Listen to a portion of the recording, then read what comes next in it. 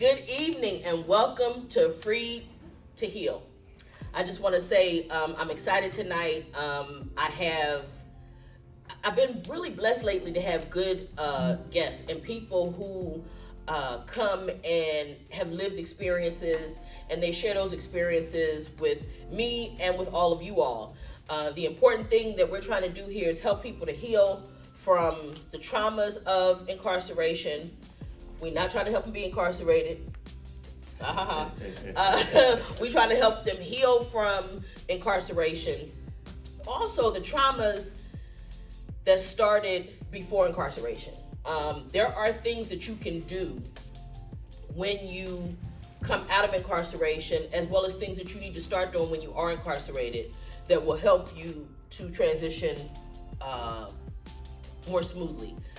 I have a saying that re-entry should start the day you're incarcerated, because there's a mind shift, there's a lot of shifts that go on, and tonight we have a whole audience, which yay us, and I'm going to ask everybody, what I want you to do is a check-in, and that check-in is you can give your name, and you can give, what I want you to say for me tonight is whether you were an incarcerated person or a loved one, okay?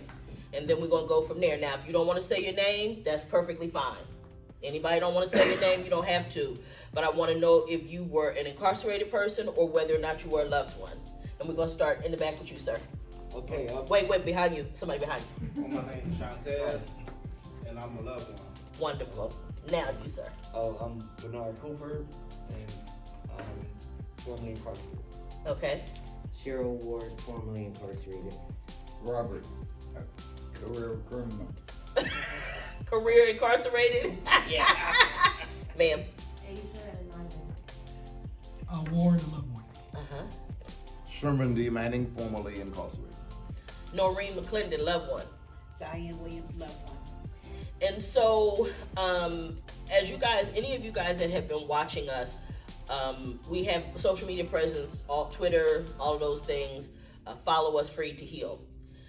The important thing is to understand what it takes to survive and come from incarceration. And that is not just the person that comes home from incarceration. There are people like us that have to deal with. No, ain't nobody like y'all, but y'all. Probably not. No, that's probably, he done said a whole mouthful right there, baby. He ain't just a bumping his thumbs on that one, is he? Yes, buddy. Yeah, we're gonna cash that one right there, right? Okay. But what happens is that there are things that people experience in incarceration that most people don't know about, including their loved ones when they come home. They don't know how, in a previous segment, you discussed the fact that when you got in the car after serving over 17 years, y'all rode in silence because nobody said a word. They didn't know what to say. People don't know what to say. They don't know what to ask. What I have found to be true is the physical aspect of being outside of incarceration is different. In terms of then what's going on inside. I had my son's friend who was murdered several years after he came home, but he came home, he was home 60 days, and he goes, and I said, well, how you doing, son? Oh, Mom, I'm doing fine, everything is fine, it's all good. So I started asking questions. How you sleeping tonight? Oh, son, no, Ma, I ain't doing too good, because Mom keep it too hot in the house, but you know, I don't want to complain because, and then, okay, now think about that. You've been home 60 days, and you haven't slept. But society expects you to get up and go out and interview well, Right. put on your spanking, shiny new face, right, and produce and make things happen. Well, that isn't always possible. But one of the reasons that I wanted Diane to be here to speak with us tonight is because she experienced firsthand being a loved one of a husband who went in and out. And it produced a lot of things in her life and the lives of her children. And I also want to talk about the children just briefly, because we have to get our series together on the children. And this is what I mean when I say the series. There's the perspective of the person who was incarcerated. the parent, whether that be the father or the mother, right? They're incarcerated. They have their own traumas being away from their children, not being able to be a part of their children's lives. Then there's the child. That's a whole nother element. You know, one of the deepest things I ever heard is when your son told you, when you told him, oh, you don't even call me. And he told you, he said, well, in all my life, you've been away. It was never an option for me to call you. So it never even occurs to him to pick up the phone and call his mama, because he's not accustomed to having access to call her on the telephone. Who would even think, I'm talking about anybody, those of us that are loved ones, it would never even occur to us that that was a thing. That you wouldn't think that you could pick up the phone and call your parents. But for him, that meant something. The other thing is the perspective of the child and what that meant for them. Then there's this perspective of the caregivers and their role in everything. And then there's the system on top of that. So I really, yes, go ahead. Oh, and that's another thing I want everybody, whenever you want to jump in, let's just do it. And so my friend Syria and I were discussing for the last 3 days the dynamic of the child being formed to end up in prison. So that's a whole nother thing, because it was inevitable that she was gonna go, just because she was trying to get her mother's attention.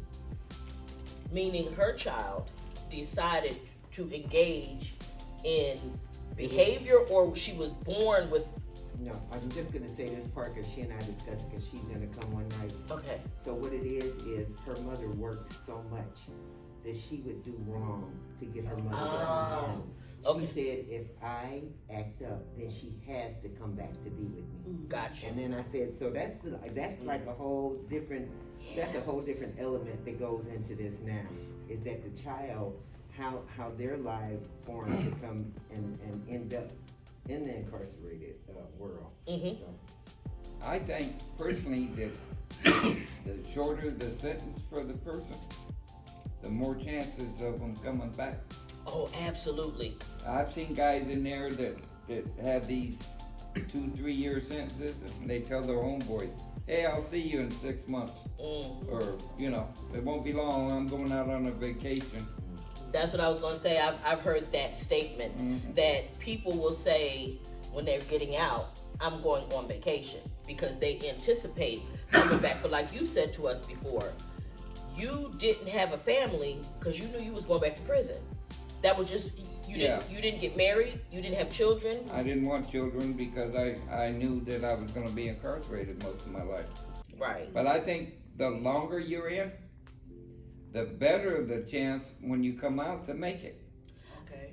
I have found that to be, I can say this, because I'm not a person who was incarcerated, but what I can tell you is, I have found in working with people who were serving life sentences, 20 or more, versus people who have been in and out, that you're correct. The people who have served really long-term sentences tend to start to prepare. And I think part of it may be that they have to get past the board in order to get out in a lot of instances. And there are certain things that you have to do when you're incarcerated to get past that board. And I think there's so much of their life that they gave up that they just don't want to give up anymore. That's not true, because I went to the board, I know at least 20 times, and I had, they had no reason to deny me, but we were profitable to keep us. I went in, there was 8 prisons, I come out, there's 36. You know, it was a business, and they were making money. Well, in particular on you, but go ahead. But the recidivism rate for lifers and people that have done extensive amount of time are Much less than, very small, less than 1%. Yeah, because Right, so- you get so old what you and have people like you were alluding to earlier, is that you have people who, like when I was there was people who came back and forth, and I didn't give them nothing because I shouldn't come back like that because I never got a chance, so I had issues with that. right. But the mindset, became that's what it is. So it was more of the streets was more of a vacation to them because they already had the mindset that I'm gonna go hit a lake. You already Prepared. conditioned to do that because you're only doing 2-3 years, so you know you and you really ain't tapping into that celly that may be with you that's stretched out, you know, because you're still hanging with everybody that's in it. So it's a whole element like that. So Well, I went. But wait 1 second, because I needed to come to her, and then I need to. Yeah, it's 6:30, but also I was saying that I disagree with that. I feel like it depends on the mindset of the person and also the age they go in. Because if you go in and get raised by the prison system, more than likely that's what you're gonna succumb to. And when you get out, you're not gonna know real life because you was raised by the system. But I want to push back. I want to push back and say this.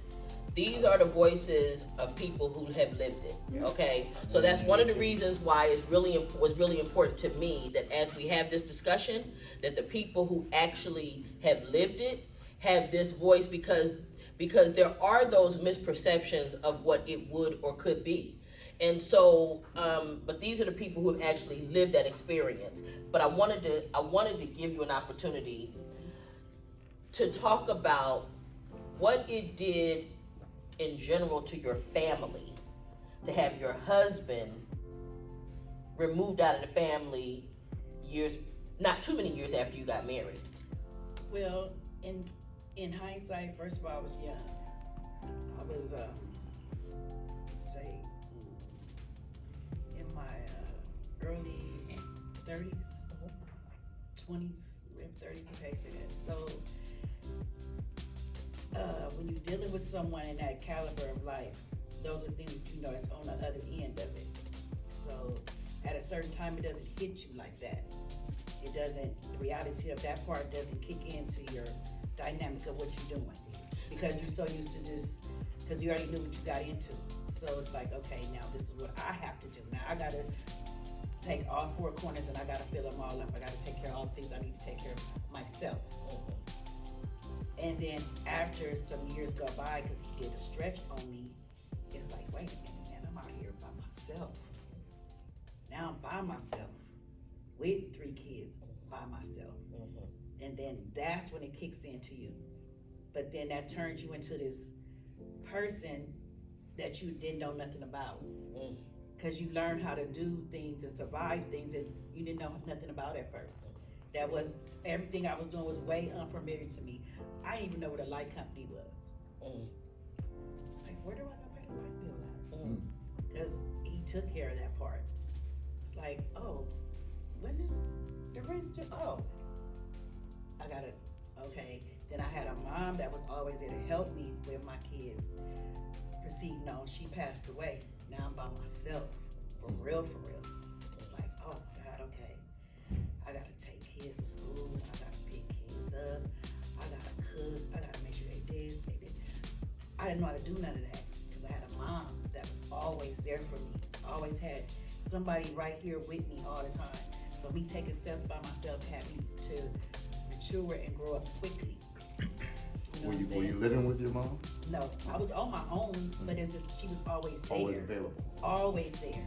I didn't have to worry about picking kids up from school, taking kids to school. That was my mom did that.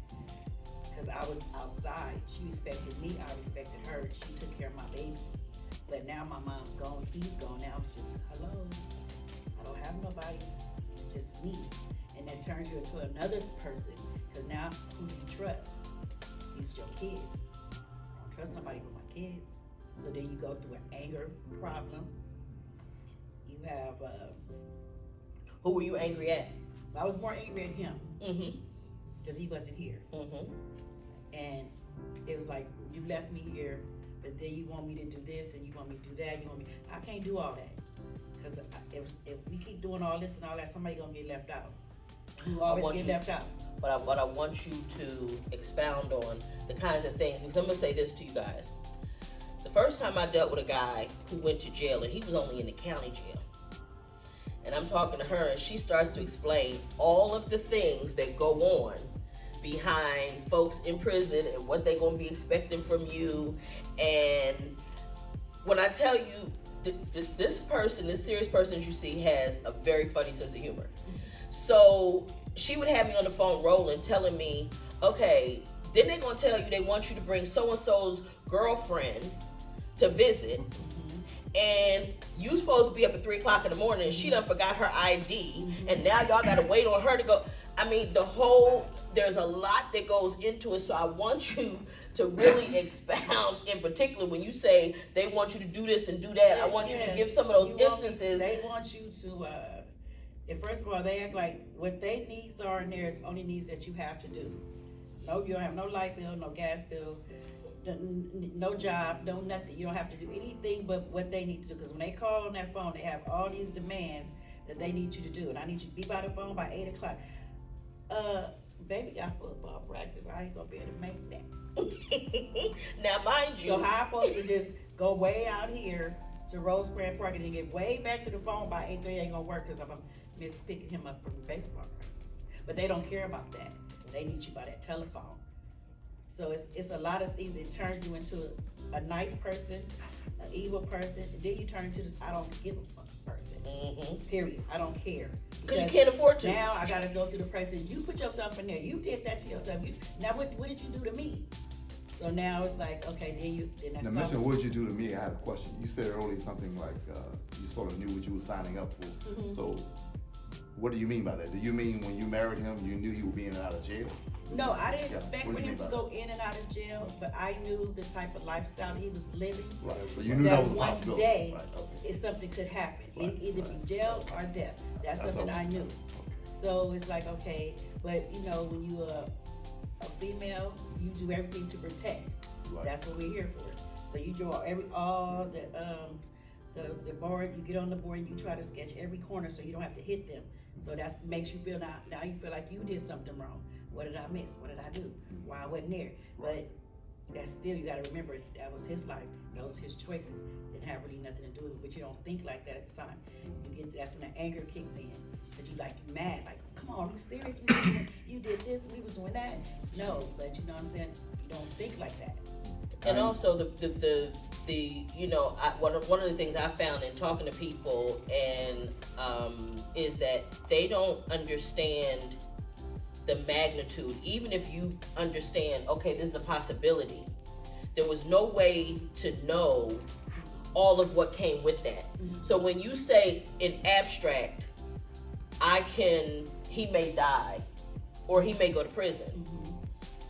The ramifications of what that meant, there's no way to know what that is until you've lived it, because you don't know what it's like to feel like a criminal just trying to get through the inspection to get in to visit. Yeah, because you're driving up a freeway that you don't know nothing. I never been up north by myself.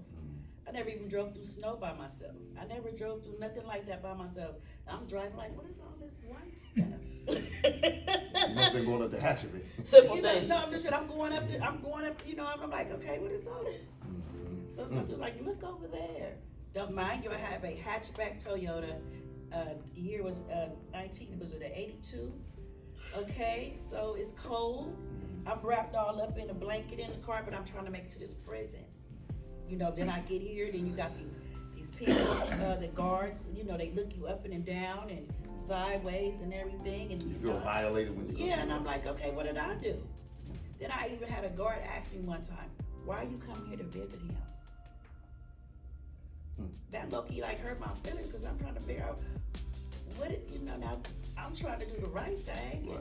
He's already in here, he's paying his price for what he did, so how is this making sense to me right now? Now, once again, that brings in the anger of mine. Now, when I get to prison, now I'm already mad when I pull up.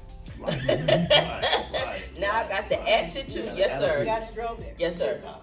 I remember when I was young and I was in the youth authority, and I remember the first time my mom told me, I didn't put you here. You put yourself here. So don't be asking me for things because you did it. And when she said that was the last time I asked her for something. And see, that's a different thing. Like, I had a son, 2 sons that went into the youth authority, but my oldest son is I had him at 17, so he's more like, how can you say, he's my son, but he's more of my friend. So like when he got in trouble, to me, I still was providing everything I would provide for him when he was out. So if he called on the phone, needed new shoes, I was the first person there with everything he asked for.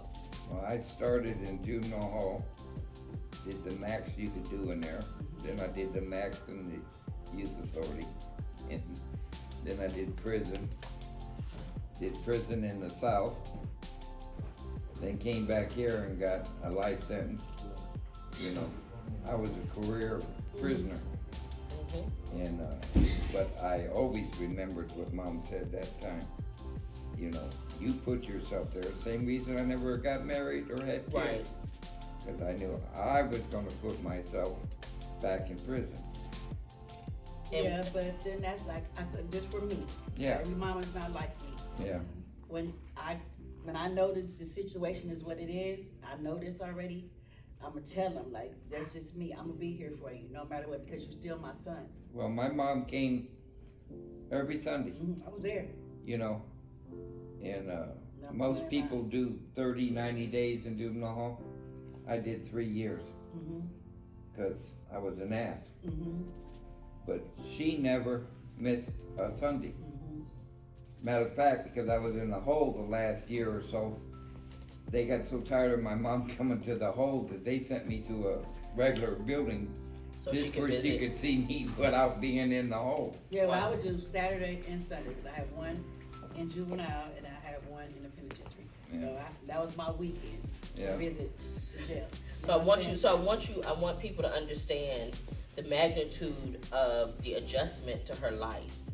And her life became about accommodating and being a part of people in prison and what went with that, while at the same time being required to raise her children, try to keep a roof over her head, try to put food on the table for her children and all of these things. And let's just say, so your husband going into prison, and then eventually the next generation started doing the same thing. So now you got sons in prison and a husband in prison.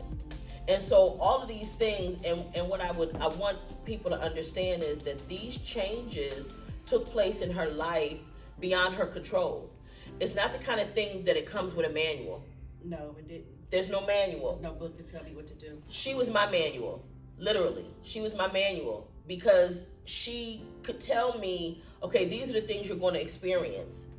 Now, how long have you known? Oh, Years. ooh, yeah, long time. I was 2006 maybe. I mean, like, long time.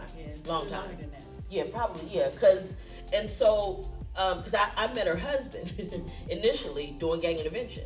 Because let me just say this, her husband is home. He's, doing gang intervention. He's, productive citizen and all that. And I'm sure one day I'll get him to come too, but You read my mind. I want to know where he was. yeah, no, he's home. He's home. He's home doing his thing, being productive, trying to help other people. He's a member of Second Call. That's where he's tonight. Yeah, he's at Second Call tonight, and another organization where they have these conversations as well as try to get people into the construction industry. And he's been he was in the carpentry for a long. Is he still doing carpentry? No, not no more. Okay, but he was doing carpentry for a while, but he's still doing those things. So he did come home, and there are reasons that he was able to come home. One of the things I want to point out is that the institutions know when the man asked you, why are you coming to visit him? They know that the more contact you have with your family when you're incarcerated, the less likely you are to recidivate and go back into prison. So they don't want people in prison to have all those visits and keep that. No, they don't. They don't want that. They don't. They make it difficult and make it They feel. make you feel like that you are I'm the bad person for coming here, because we go up on family visits, and so they would do little things and say little things to me like, oh, see that phone over there? If you think you're gonna do something, you just get to that phone right there. But he was talking about. Do something. Do something like what? Do something. Right. That's her husband. And I'm sitting here like, okay, what are you talking about? And they would sit there and, they bring you, that's when they would bring you silverware. And they would count the silverware out to you, for you to sign and everything like that. And they was like, well, if you pick up this and come towards you, just get to that phone right there. You ain't gotta speak, just don't even say nothing, we be on our way. So you intimidate me, trying to make me scared not to come here. Or you intimidate me to have me sitting out here in the lobby, and my appointment was at 8 o'clock, but now it's almost 11. Right. You're doing everything to frustrate me not to come. Mm-hmm. So they do that. That's true. They hold mail. They Yeah, do a like lot your of 3 day is they do a lot of 2 things days to and a deter half. you to come there, and or less. a lot of times they cut your visit short. They do a lot of things to you just so you don't, cause especially if they see that you're coming to visit Consistently. you know, they don't like it. You know, even I would go visit, like when I would go visit my son and them in camp and stuff like that, they would be, oh, we knew you was gonna be here, we knew you was gonna be number one. This is my child. I don't get the connection that you're trying to get to me to connect to, because no matter what, that's still my child. And he's here, I have to be here. Did I want to take off Saturday to come here? No, because I was at work, I didn't get off to 12. So, you know, I gotta be here on time. And you know, like on the flip side of that, me and my brother had to force my mom to stop going. Because the first 2 times my brother went in, we just let her go. Every Sunday. But then we noticed she was coming back wounded every single time. You do. So the third time he went, we didn't help her do anything. You do. Literally, we wouldn't drive with her, we wouldn't take her, we wouldn't go. It hardens your heart. To Because we were like, everything. enough of this already. And my brother's like, what are you guys doing? We're like, we're tired of you too. Yeah. Like 2 years, then a year and a half, then the last one was like 5 years. Like, nah, dude. Yeah, it hardens your heart, especially when holidays come. Yeah. Your heart gets really hard. Like you don't experience the holiday experience like everybody else. Want to go shopping, get the tree, and I haven't had a tree since I think my son was 16. It's the last time I had a Christmas tree in my house. Everything changes for you. Holidays are not the same. Just a day-to-day life is not the same. That's why I always explain to people, you never know what somebody else is going through. So take your time. Don't be too reckless, because you don't never know. Just relax and rewind yourself, because you don't know. You know what I'm saying? Nobody's perfect. I'm not perfect, so sometimes I do explode on people and I'm like, oh, no. But that's all the stuff I've been through. And that's why I agree with what she said. It's like, at some point, the person that keeps getting incarcerated has to be on their own, because my brother didn't learn the first time, he didn't learn the second time, and by the third time, we were tired of trying to help him learn, and then we were tired of watching my mom get wounded by what was going on. And my dad was the smart one. He didn't give a F. He's like, you're on your own. You got a mom and a dad, and you grew up in the suburbs, and you were in the military, and you went to college, and you still get in trouble? My dad wasn't having it. He was the strongest one, and he was the smartest one. But I agree, moms, I don't know what it is about moms. They just don't give up. No, I'm not. But we made her though, and she didn't like us for a long time, me and my older brother. Because it hurts. But we were like, it's enough already. You did everything you can. And by the last time he went in, he was already 32 years old. We're like, bro, come on. You know, you want to say something? I was just gonna say, my dad's wife, I recently saw how it affects moms, because her sons, her 2 children kind of follow the path of their father in the prison system and stuff like that.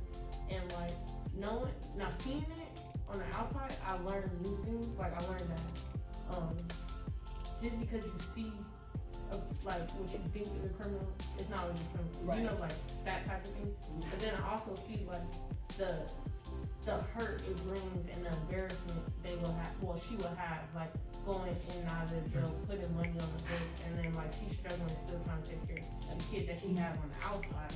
And then when they call, and she don't answer, they mad at her the next time, hang up the phone in her face, and you know, stuff like that. And it's like, and then like me looking on the outside, it's like, how you let these people ruin your day? Not these people, but your sons ruin your It day. does. That's how my It brother does. did me. It Yeah, does. like ruin your day. It does. It ruins everything. And it's like, You can have about this much joy, and then something that phone will ring, and you be like, okay, you be excited to answer the phone, but then they become with some.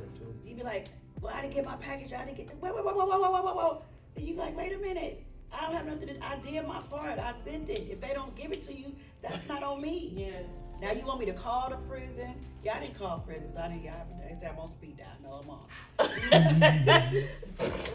Yeah, I know I'm on. But I'm just saying, like I said, it just changes you, because like I said, I had a husband that went, then I had a son that went, then I had my other son that went. So before my baby son went, my oldest son was there, so it was just me and him. So I still gotta provide the love, the nurturing, the protection, everything for him that I have to do for him. But you're in here and you're calling me. Nobody cares about the phone bill. It has to be paid. But that, you're gonna accept that collect call. But that's $500 out of my pocket. I still got him. We still got rent. We got lights. We got gas. I need gas. We might have picture day tomorrow, but you know what I'm saying? It's a whole lot of stuff goes on, and it turns you into somebody that you don't want to be at times. I used to be at work, and I was always in customer. I worked at Food for Less on Imperial Dresser for years. And they would look at me like, oh, Diane, I don't know how you're so strong. And I'll be saying to myself, please stop talking so much. Yeah, because I don't want to be that. That is not a compliment. Trying to penetrate me. Yeah, you know what I'm saying? Trying to penetrate. I have to do what I have to do no matter what. If I fell down, who's going to take care of my kids? Right. If I fall down, who's going to take care of my kids? I didn't have a choice. And you wanted to say something. You were saying something about earlier. Oh, with regard to it, like I actually have a brother that's my brother that's still inside. He has a long time to do, but I don't, we don't communicate, or I'm not there for him like I should be. And that's because the resentment that I have from them leaving me in prison. It was 17 years when I seen him on the prison yard, and I didn't even know how to interact with him or engage him. I had to tell him, forgive me if I'm not too enthused about seeing you. I didn't hurt you because they did that with my mother. I was a baby, but I was in there. I was at a life sentence. So my brothers, pretty much blamed me for her having a stroke after my conviction, which, she wasn't the same no more, but, she still did everything she could to try to do, but I never asked my mother for nothing because I always hustled because I went in like that. But I always have it's hard for me to embrace any of my brothers. But do you right ever now. think about I've been home 5 years and I haven't talked to none of my brothers. What they was going through too, because you was in there because you was a baby? Yeah, well, I was a first offender with no criminal history. Like, all you had to do is talk to me. But they never talked to me, never got on the phone. Even when I called my mother collecting, they wouldn't even get on the phone, or they just hand the phone off to my mother. So I had to harden myself up from that. Like, and to this day, like, I have no feelings towards any intimacy with family or anything. I still have family, and I have 1,000 family out here, but I don't talk to not one of them. Because I was And these are 25 years from 18 to 45. So I'm okay because my mother got a chance to see me come home and change men. She got a chance to see me, and I got to spend 10 months with my mother. And I got my son who was with my mother. So those are priceless Right. times So too, I'm because alright. everybody don't get that. Your mother died, and didn't your father die shortly after you came home? Yeah, he died 6 months after I got out, but my mom died while I was there. Okay. Oh yeah, vice versa. My dad died while I was there. Yeah, that was tough. That was Yeah, tough. my That was dad tough. died while I was there. Yeah. And You know when you get that call over, come see the chaplain. Not a good thing. I fell out twice on the way to the chaplain's office trying because I knew. You knew? You Yeah. In other words, there was something she was- in you that knew? No, she had been sick, Okay. so I had been getting special phone calls to her, and I knew she had cancer, so I knew it was coming. I knew it was coming. Eventually. And so when I got the call to come to the chaplain's office, there was no doubt what had happened. Yeah, Yes. then you get a dumb chaplain that talking about, well, maybe we can get you a furlough to go to the, all that bull crap. yeah, and you wanna hit them, you know what I had mean? that option. Right. Right. You want to say something? That's the dread call even in the federal system. See? Is when the chaplain calls. Come on. Okay. And so, and when I worked in the chapel, and he would say to me, go and get, he started doing that because As opposed every to the- time they call you, because Yes. even if it wasn't for that, everybody was so afraid when the call came over the intercom, so-and-so report to the chapel. So he started sending me to get them, and they would be like, I already knew, and they'd be like, "What does he want?" I said, "Oh, I don't know." Right. And I said, "Just Right. come on and let's see." But it'd be a definite him Right. and stuff. Right. So. And so those kinds of things happen to you while you're incarcerated, and in your experience, the things that happened to you while incarcerated and how your family interacted to this day are still affecting your family as a whole. So while you have no interest or no communication with your brothers and your sibling, they have children that could benefit from knowing you.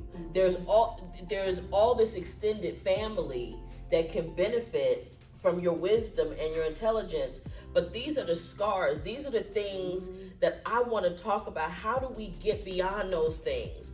How do we move into a place where those things no longer hold us in prison? Because that's a prison of your own. In other words, you're not in prison, but there's a prison of your emotions, a prison of your being and sharing yourself that you're still in, and it's not necessarily that it's your fault. Because I can't sit here and tell you, well, you should have handled it differently or you should feel differently about your family based on how they treated you. I cannot tell you that.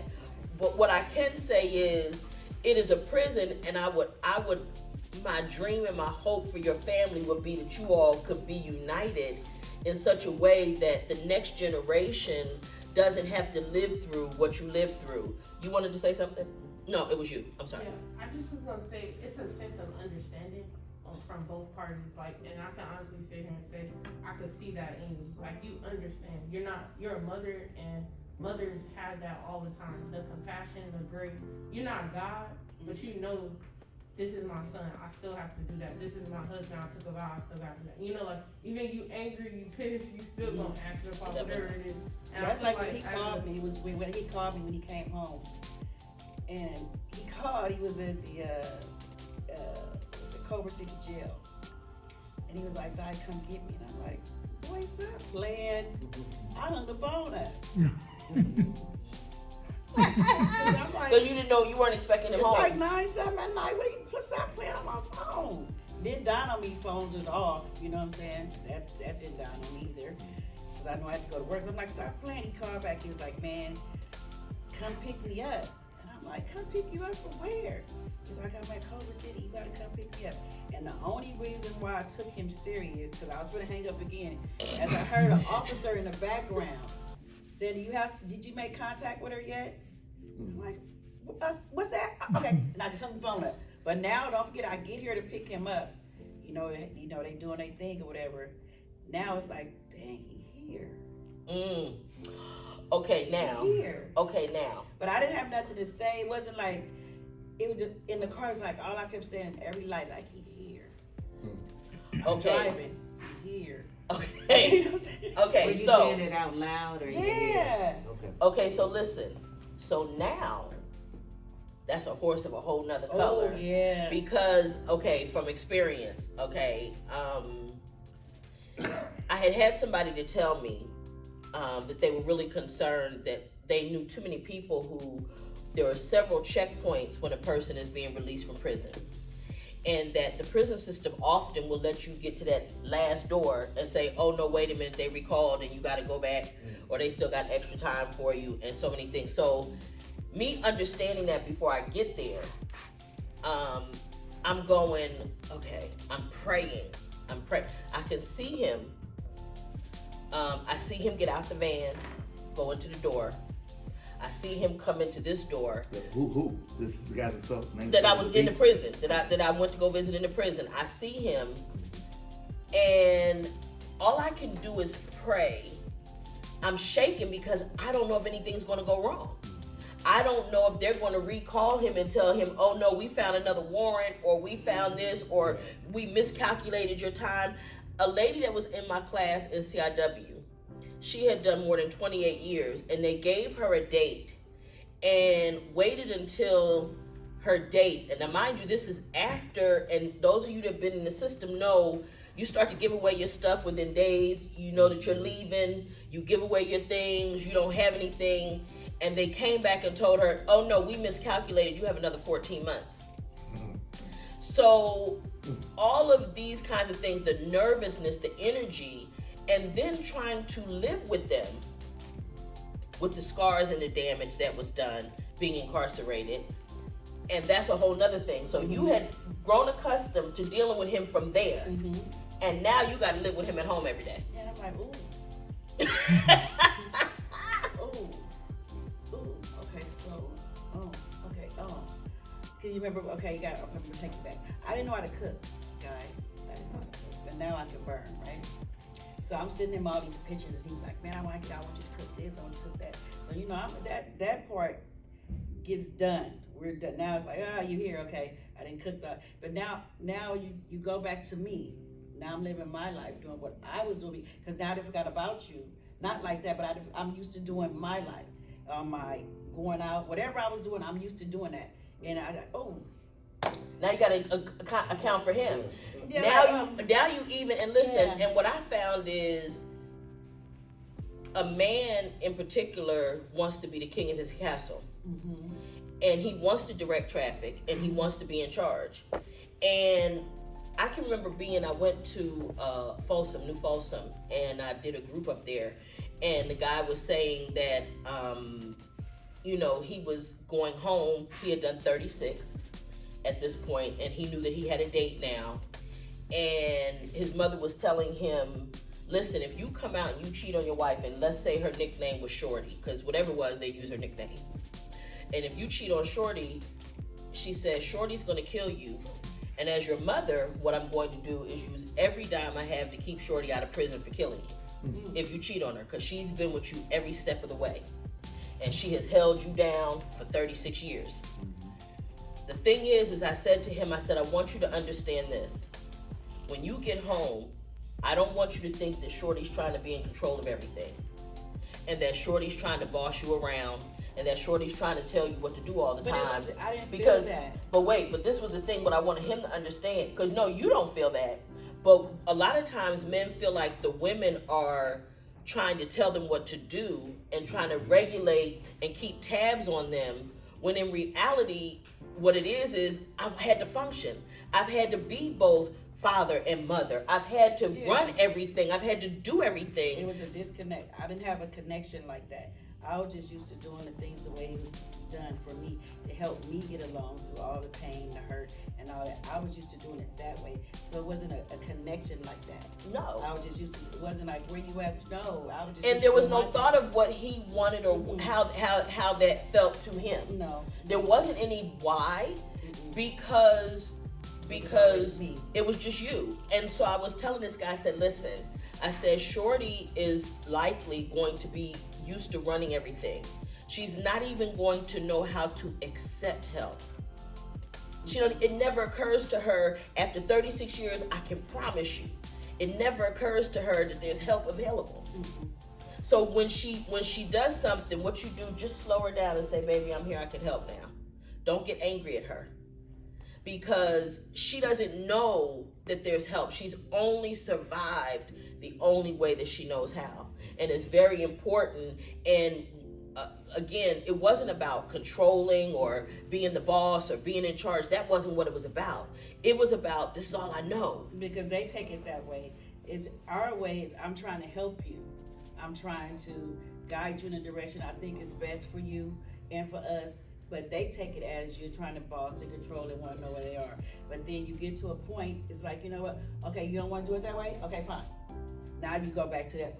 I go back to me. And now you retreat. And let me tell you something else. That when you say back to you, one of the things that I found was challenging for me was, while he was incarcerated, everything was about what he was going through.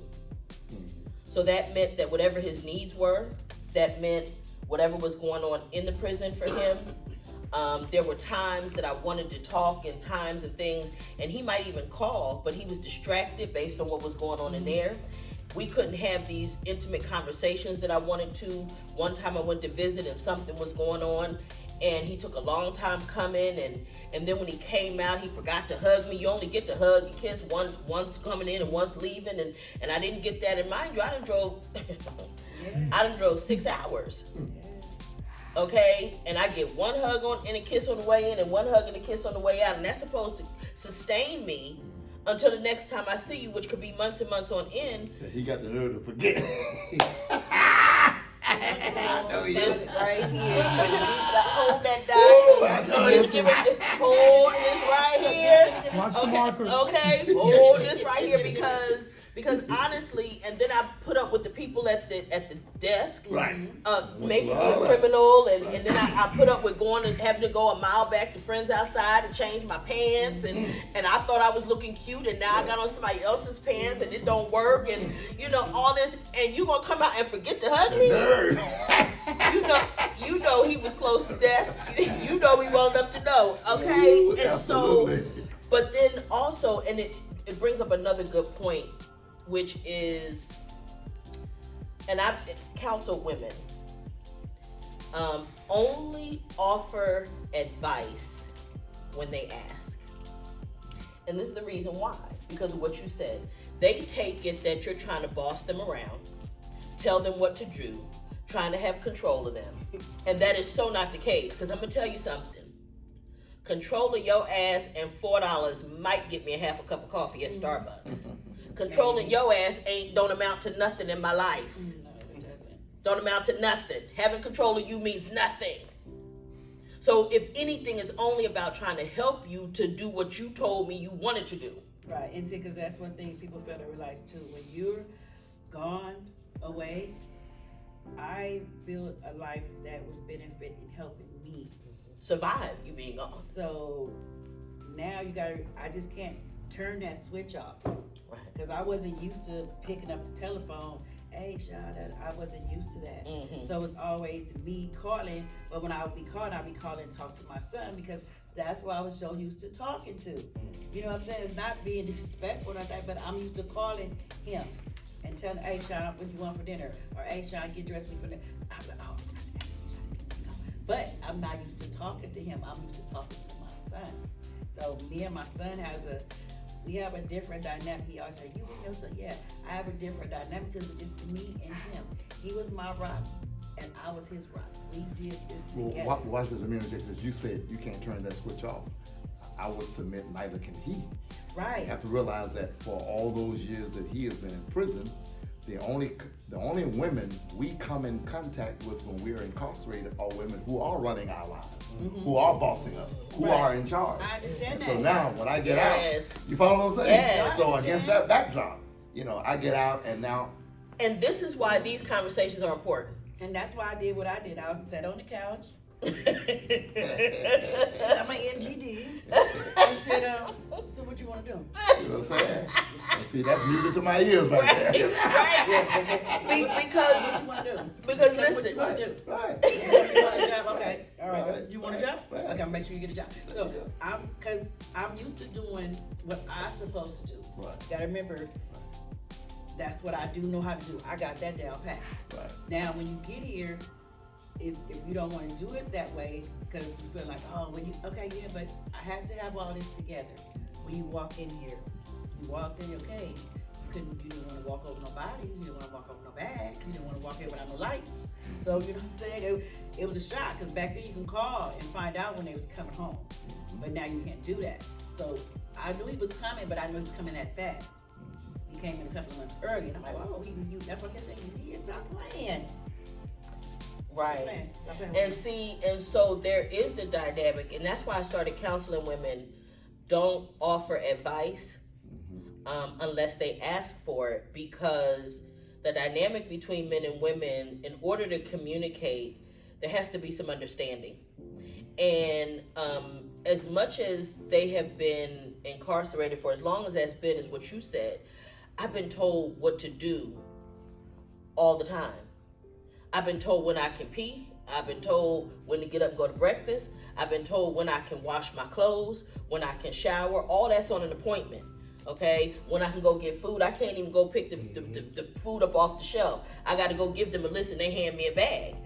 So everything is dictated. And so there is the natural inclination to want to be independent, to want to be autonomous, to not have somebody telling you what to do. And despite the fact, from our perspective, let me help you.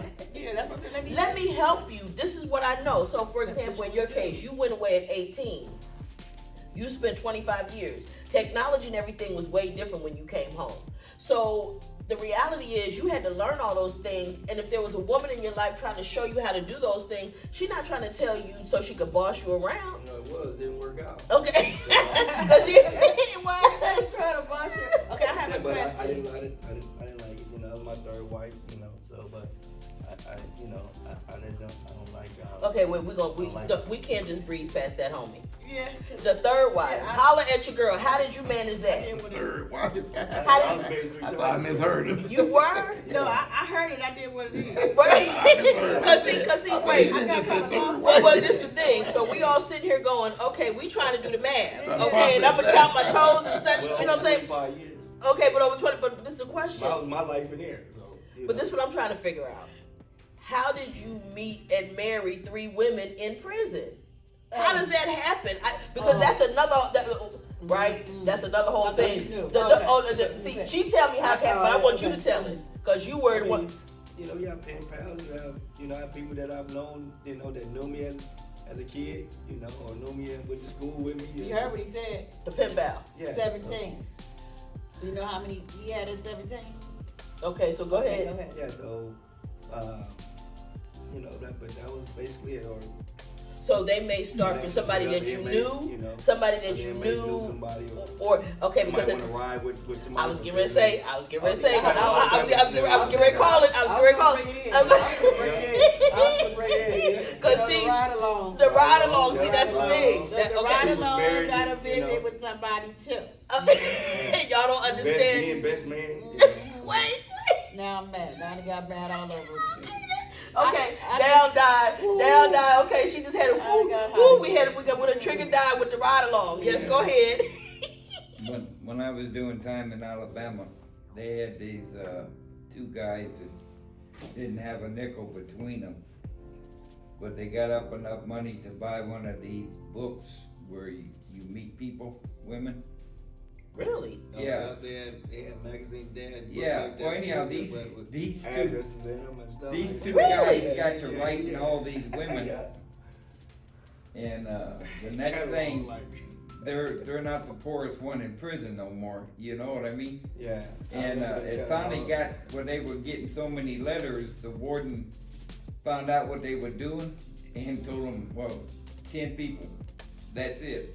They could only have 10 visitors? No, they could only have 10 people writing them. Yeah. Oh, wow. And because they were getting like 50, 60 letters a month. So. Well, and now listen, okay. So they had to pick out the ones that was kicking down the most, you know. And Okay, now I want to talking say about this. getting married. I want to say this about that. Because I feel some type of way on either side of that. And what I mean is, what difference did it make from the damn prison how many letters they got? Circulate the damn mail. Come on, y'all. But that's all some controlling bullshit right You're there. not in the South. Prison Right, now. but I'm just saying, right, and I'm just saying, like, to me, that's just, again, it's the knowing that if they're in communication. But then on the other hand, I never ever heard there was a catalog Oh yeah. of women. Yeah. Okay, now see, okay, You gotta get that call. The- call, right? there they go, better take that call, You gotta get better it. take that call. So listen, don't wind up in a catalog. Yeah. Can I it's, just say it's that? like a dating book. Nobody. Don't sign up for the catalog, okay? What's the difference in the people going on? In online dating, Yeah. it's not Oh, well. but you forgot back everybody then- got phones now. Oh, Yeah. that's true. That's the other thing. They all got phones now, so they don't need the catalog because they can do that Yeah, but I'm online saying thing. we're talking back in the Right. In when when Hector was a pup. I know. Yeah. I I'm know. about done with this. Okay, she said, well, Hector was a Yeah. pup. Yeah. See, but that's the thing. So, but again, I'm just trying to figure out what difference did it make to the prison? How many letters they got a Control. month? And it's just and all I only thing I because can you think got of is one guy in the control. mailroom and he didn't want to mess with it. control. That's all it is, control. Everything in there is about control. So that's another thing that hardens people's hearts, that when they in there too, your hearts get hard and our hearts get hard. So it's destructive. It's just destructive to the that's whole all it family is. And that's structure. what keeps everything the It's way destructive. it is. Yes, ma'am. So now in the federal system, you can no longer get cards. They have to photocopy them to send them in. Say what? They have to photocopy cards. They can't send you a card. Because of crystal meth I don't drugs know on the what- car. And no color paper. It has to be white paper, white envelopes. They'll send your stuff back if you send it in a colored envelope. Okay, so I gotta go copy the You card. gotta photocopy the card for the birthday with Uh-huh. the signatures and the notes, and then send the paper. In a white envelope. And send the paper to them. Yes, send a copy in. Wow.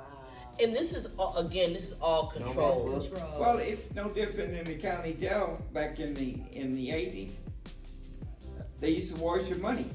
When your people came in and gave you that, we used to call it a wet 20. You know, that was the most they could leave you.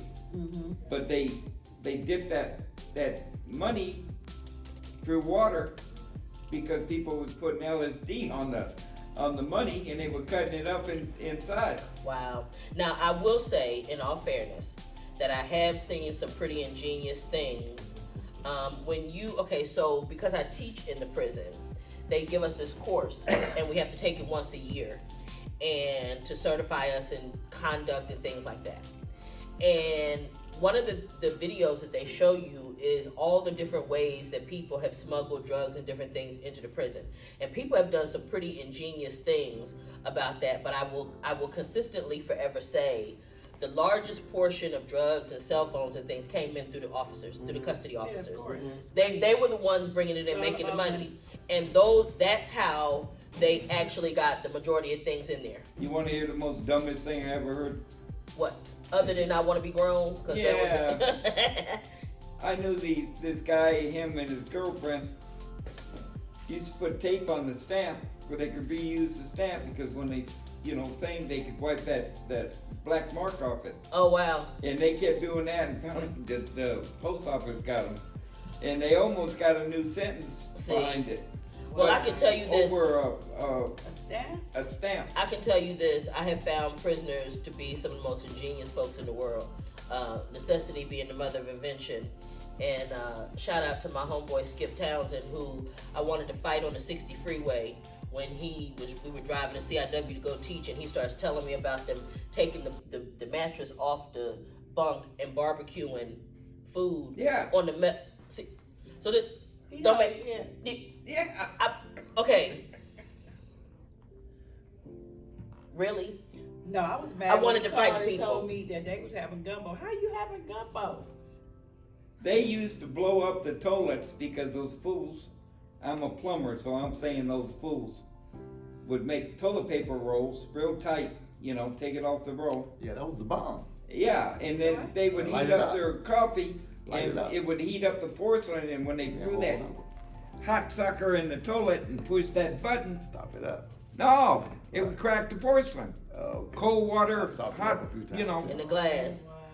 Well, they And what would, was the purpose for that? they'd heat To up heat- their heat coffee. stuff up. They used to Heat have stuff 10 cups. It's like I years take a ago. roll, you'll get a roll of toilet paper right now, roll up a big old wad of paper, and you have to fold it a certain way. Make it so tight. Make Yeah. it tight so that it'll burn longer. All right, then I take my cup or whatever I have and put it on top of it and just hold it there for about 2 or 3 minutes, and now it's scalding hot. Yep. You do that when you don't have a stinger or a hot pot, Right. or you want to cook something, because we made frying pans that would also fry things there also. On the subject of mail. Excuse me.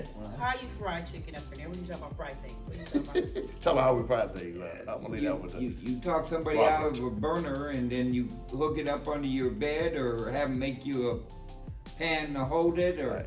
I used to have a locker, a double locker, little small one, back in the day. We put one of them burners up under that locker and sand off the top. Right. Shit. Right. You could Bugler cook can, back when we could get you tobacco, could cook just Bugler like you can, was cooking 10 at bottle. home. You get a couple of paper clips, hook it to it, make a frying pan out of it, and then you would heat underneath that also. Back to the control thing about the mail, etc. Yeah. I was a writer. I used to send 100 letters out a month. I spent the bulk of it, and you know me, bulk of my money on mail. I started complaining about mail being stolen. I found a lawyer who filed a lawsuit saying that New Folsom State Prison was stealing my mail. Long story short, when Tim Berger got ready to retire, one day he said, I'm gonna see if Sherman is just talking. He went into the mailroom, Noreen, true story, right hand to God. You should see we told you the next day he was like, he pulled one of the lockers over in the mailroom and a mail bag fell out, hit him on the head. It was your mail. My mail! They found 3,000 letters of mine in the mailroom. We filed a lawsuit. I was in Sister Teresa's home when I got a check from the state for $6,000 to settle the lawsuit for them stealing my mail. Now think about that. And I'm correct That because control is for because the real. question is what's the point? One more thing. You talk about ingenuity in prison. You know those styrofoam cups? Mhm. You figure they're harmless, right? Hmm. Guys take them things with an iron, heat them, keep Melt it down. putting one back on the other one, make one hell of a ship. Okay, I got a question. Where you get an iron from? Every institution has in one building, in each building they have an iron for the guys could iron their clothes for visiting and stuff. And back in the day, like in Donovan, you could buy an iron, but it was plastic, but it had a metal bottom. And a lot of guys bought two of them, one to iron your clothes And want to cook. and one to cook on. So when you have to think this hard to have what you need, it creates a certain mindset. There's also what I found, a level of selfishness that comes with it. Self-preservation. It's all about me preserving. Why? Because that's what I need to survive. I need to be able to control as many things in my life as I can. And in coming home, there's so many things that happen on the other side of the wall that you can't control again. And that's why a lot of people feel like a fish out of water. All the new guys that come home to the Francisco homes, when they come in my group every week and they tell me, oh, I've been out, I did 20 something, I did 30 something, and I've been home for 5 days. You still feeling like a fish out of water? I always ask them. Because they do, because it's a totally different environment. And there are habits, there are things. We talked at one point about the noodles, right? And noodles being almost, not to mention that it's currency, okay? A cup of noodles, you got action. You probably buy almost You anything. remember I told you in one group that I refused to eat noodles, and I made it for 5 years straight, no noodles. You did. I ate my first noodles maybe about 2.5 months ago. After Really? 5 years. What prompted it? Let me ask you this. What prompted you to eat the noodles? A woman who was with me. She wanted them? She wanted them and Okay. liked them. Okay. And, I so still I eat went ahead. top ramen. I'm telling you, I and know. refried I was, beans. no man, I said, hell no, not no man. I ate so many noodles over the years, Noreen. I said, I'll never. Well, I let me made tell 5 you. years. Let me tell you what's so cold. Skip and them just had a thing. They were doing a spread contest. Oh, my goodness. I kid you not. I kid you not. They were doing a spread contest. Now, for people who don't know what a spread is, it's the noodles mixed with cheese and a bunch of other stuff, whatever you can put it in. And some people put Make they Doritos. get the Chips, Doritos. peppers. Doritos is huge. Peppers, all turkey. kind of stuff that they put in there. And listen, I can tell you some of it's pretty good. I've actually had a couple, right? So what I want to say to you guys is that all of this mentality comes from the incarceration as well as being the person on the outside. There's a lot of trauma and there's a lot of destruction to the family because still what I is. found is that the conversation about people not wanting to be told what to do and not wanting to be controlled, not wanting to be taken advantage of. Because we always had an issue with you talked about your aggression and things that you've had to learn to control. All of those things break up families because they don't have the ability to sit down like we're doing now because you're in the heat of it. See, right now you're way beyond it, Oh, yeah. right? So now you can sit here like a I human can help and talk somebody, about it and yeah. you can help somebody. But it takes being on the other side of it to actually be able to help somebody. Which is why your group is so important because it's like when I came out, if I had had this kind of conversation, it will save me a lot of time and effort. And for like Diane's situation, as she was saying, doing everything on her own, can't turn the switch off. I'm saying this group is important because you could have helped her and you Yes. could have helped me. It's like now I'm dating a woman now. It's the longest dating I've done since I've been out, Noreen. And I realized the other night how she controls me, how she manipulates me, and that's because she plays dumb. Like Diane was saying earlier, the minute she makes me think she can't do something or don't know how to do it, Oh, baby. There he go with his cape. There he go with his cape. And he all excited. And I he put on realize his cape. how stupid that is, but I mean, I love it, you know. Absolutely. When she don't know where she going, I don't know how to do that. Oh, baby, I got Let me just tell you this. Let me just tell you this. I read a book. It's called Fascinating Womanhood, and it described the fact that the reality that men will respond to that faster than anything else. Come on. I just want to share that with women out there. That's one I'm giving you for free right now. Listen, that damsel in distress. And so let me tell you, as a person who is a boss at work, it is a challenge for me because men automatically assume that I want to be the boss at home, Right. and that's the furthest thing from the truth. telling us that. I tell you that all Like the time. you saying, It's the sometimes first. y'all be driving and you I purposely let them go ahead and make them look, make we them love that. wrong turns Right, we love and not tell you. Let me Listen, finish. we in the car. This is the story he done. We in the car. We going down the street. I know you supposed to make a right here. You ain't saying I nothing. sat my ass in that chair and never said a word. You know why? And we get to 2 blocks past, you go, baby. Right. Why you let me go past? Right. I done told you, when I get with you, I turn this off. Right. I'm a right, passenger. Right. I'm- right. I'm the best pastor My- in the world. My job right now, because I learned to let him lead. Right. Let him at least believe he leading. Right. And, There and you for go. the most There part, you go. I did, because honestly, I don't want to be in charge of everything. Let me just for the record, let me tell everybody who's listening. Right. It is not a compliment to me to call me a strong black woman. Please don't. Right. I never wanted to Sound be like what she strong. was saying earlier. I'm strong. I've been don't strong understand because that. I have had no choice Yes. but to be strong. The straps I was dealt Right. required me to stand up. Right. Okay? Because somebody else wasn't. Right. Okay? So let's be clear about that. So my thing is just that I want to listen. I didn't have the privilege to be cute Right. and just take care of my family and no, I had to do a whole lot of other things, and even in the community, right? I have to step up because it ain't no men back there. The charge ain't, they're not there. So let me just say that. I'm just telling everybody, but I know we probably running short on time. I just need to say what time we got. How much time we got? 30 minutes. Okay. 6 more minutes, but Okay, so, but I want to make sure that it's clear to everybody that there are dynamics between men and women. But it And goes hand in hand as well. yes, Oh, a man needs to feel needed and appreciated. Yes. And a woman needs to feel needed and appreciated and wanted. yes, See, we're different. We need that want. yes. If I Very don't have that important. want, Want it. Right. if I don't have that want, We gonna have problems. Yeah. That's like Noreen not getting the hug when you went in. Yes. My Forgot will the hug. stand Yes. upstairs and That's a big you know, no-no. it's just like okay, that's what you want to do. Okay, well, All right. guess what? I can withhold everything. Right. Everything. Well, Cause if you hungry, I'm not. I was, but I'm not now. Turn around real fast. Okay, because it becomes something different, because the need to be, you want to be, again, like you said, to be wanted. She wants to be wanted and to feel secure in her position in the relationship. That's right. And know that anybody can't just roll up in here and take you from me and so on and so forth. Now, granted, when I was a kid, my mother told me, if a woman ever say she took your man, he was never your man to begin with. Right. That's what I'm giving y'all for free too. Okay, I'm giving out a whole bunch of stuff. We got two He friends. wasn't never yours. If somebody could take him, he was never yours to begin with.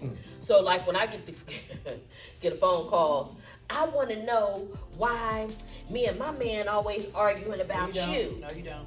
You don't want to know that. I got the phone call one day. Yes, I did. You I don't got the wanna- phone but call. You don't want to know that. But I told her though.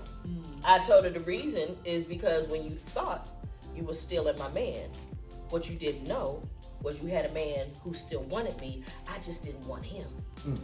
Another And game. you Giving them thought the game. you were still. But this is what you need to know. If I roll past your house today and wave my underwear out the window, he coming. If I roll him out the window, he coming. Don't play with me. Okay. Don't play with me. You got the 4 checks tonight. Check, Okay. check. Okay, okay.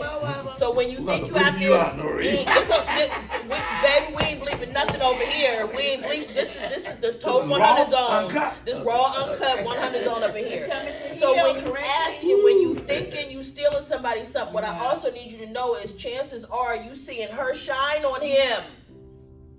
She helping to make him shine. What she do make him feel good about himself and make him look good to you. It ain't all just him, boo. I polished Let's him be up. clear. Shine him up, because that's what we do. That's what we do. We shine him, we polish him, and we send him out there. Okay? Yes, we do. So just understand what you seeing is my shine, sugar. And when she got him, oh yeah, he wasn't as shiny as she thought. Because it was my You shine. need stuff to shine with. Yeah. So I'm just saying to y'all. Don't play. The jewels tonight. Don't miss us. Wait, don't Don't miss miss us. Don't Because miss them jewels, that's baby. right. Because listen, all this is important for you to understand. And when your family members come home, try to understand what they've been through. But everybody got to understand each other. Yes. That's the thing. Two-way street. Right, yeah, because I don't want you just to come and whoa me. Right. And I don't need to whoa you. We need to understand. That's the problem. Everybody just don't understand what everybody dynamic was going through at that time, at that moment. See, you probably called me on Thursday. I was cool. You called back on Monday. I ain't messing with you. See what I'm saying? So everybody got to come to an understanding. And that brings something, what you said, it gives me an idea. So for example, like you said, you called me on Thursday, everything is fine. But now something happened over the weekend. It could have been that triggered a whole nother thing, or the call that you were expecting on Saturday or Sunday, because you know we do by the clock. Our agreement was Sunday. So I never left the house on Sunday until I got that phone call. If I never got the phone call, I didn't leave home. Because the most important thing was to be there for the phone call. Because not only did I want to hear from him, but also, like you say, they had nerve to get mad if you're not sitting there. There's a difference too. Like, is it like when someone's incarcerated and you're on the outside, which is a loved one? I'm incarcerated with you, but my incarcerated is different. I need to just hear from you to know that you're okay. A letter is okay; those are cool, but I need to hear from you. And those are things that people don't understand. When you're out here and you're in there, and then when you get here and you do 2 shakes and 2 lefts, then you be like, wait a minute. I've been sat here all this time and you did what? And that needing to hear that voice, Just to hear it. Just want to hear it. just to get you through the next week, The next minute. just to The get you next through minute. to the That next thing. minute, that next minute. Like, okay. Especially if things are bad. And when things are just normally going bad in my life, just the normal things, like when I have things that everyday life, But I can't, right? I can't get all that out in 15 minutes. Right. Not to mention, okay, can we holler at the people? Can you stop telling me that it's being recorded? Right. We know that already. You told me that 3 minutes ago. No, you told me that before we got the minutes on the Right. phone. And before Right, I and even then- got and then connected, you told me. And then when we connected, This call is being. Okay. To monitor these, you have to press. Okay, I have to press that first before I get. so They can do we that just intentionally, just above. can we just stop Any telling me your that? time, right? So I'll that tell you. because so every few minutes your call is interrupted with that recording. And I don't need you to tell me how much this call is costing me. You're not paying for it. You're not. That's right. You're not paying for my. Why? Okay, that's just all It's a interruption. lot of stuff. It's all It's a lot of stuff. interruption, and so I'm saying so. Controlling. Controlling. That's So, all it's at the so what could control. happen between Thursday and Monday It's a different may not have ballgame. anything to do with them, but it triggered something as to what you're missing, and it may make you angry to see I shouldn't have to be dealing with this by myself. Yep. I shouldn't have to be doing this. And did you know that they were making like $16 million a year off the kickback on the phones? Oh yeah. There's Oh so yeah. many lawsuits So on so that. listen. So what happened is It in made more than California, my brother, my late brother, Reverend Eugene Williams III, Amen. my mom and daddy's oldest baby. He actually started a conglomeration of African American churches to work on that, and they actually sued the state. Yep. And those because they were charging 4 times the amount for an international collect call from a collect call from prison, knowing that the families were already struggling. And he was able to get, their conglomeration of folks or collaboration was able to get them to cancel that contract so that it could be a little bit more fair. But I'm so grateful for everybody that's here tonight. We will be back here next Thursday. I ask you, please view some of the other videos that are on the channel, Free to Heal on YouTube. Mr. Sean, I'm just gonna let you know, I'm gonna need you to talk to me when we talk about being a child of someone that's incarcerated. Because you have an experience that none of the rest of us can say we understand. But there are a lot of young people who will need to hear what you have to say so that they know how to cope and get through it on their own as a whole person. But I'm trying to preserve you because I know you don't do a lot of talking. He a man of very, very few words. You've always been that way since you was a kid. And so I understand that. And so I'm going to need that from you. And I'm just asking that one thing. I want to say again, thank you everybody for being here. Thank you for all of your participation. And I encourage you, please, everybody come back so we can continue these conversations. Ways to contact you? Free to Heal on Facebook, on Instagram, and on the YouTube channel, and Twitter, all social media. Hurt People Highway, get the book. Bam. Thank you. Bye.